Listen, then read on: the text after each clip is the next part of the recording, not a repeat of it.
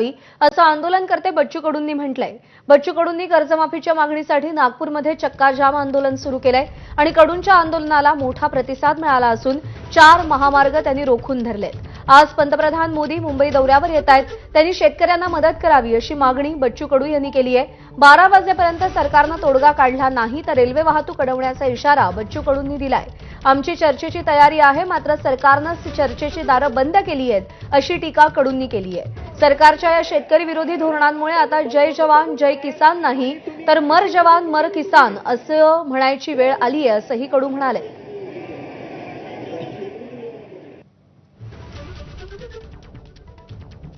किसान है और कर्जे में ज्यादा डूबते जा रहा है, मर रहा है। मैं उम्मीद करता हूं अगर राज्य सरकार के पास पैसा नहीं है तो आप दे दो।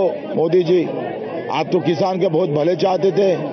जय जवान जय किसान कांग्रेस का नारा बोलते थे आप, मर किसान और मर जवान। आप बोलते मेरे राज्य में जय जवान जय किसान होगा, तो कहाँ गया तुम्हारा नारा मोदी जी?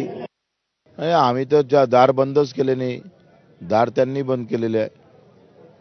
सरकारला परीक्षा घ्यायची आहे आमची, त्यांनी ठरवलं असेल यांना रक्ताबांबळ करून पाठवायचं शेतकऱ्यांना।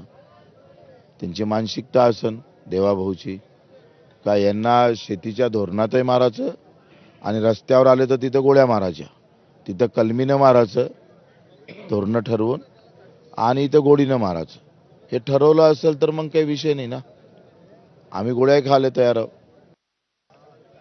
12 नंतर आम्ही रेल्वे रोको करणार, कारण सरकारचं नाक दाबाचं त्यांना असं वाटत असेल का आम्ही गाड्या वळवू किंवा या आंदोलनातून कुठेतरी वेगळा मार्ग निघेल। यांच्यामुळे समाधान झालं नसेल या आंदोलनामुळे तर आता रेल्वे करू, रेल्वे जाम करून टाकू सगळी। तर शेतकरी कर्जमाफीसाठी बच्चू कडूंच्या नेतृत्वात सुरू असलेल्या आंदोलनाचा आजचा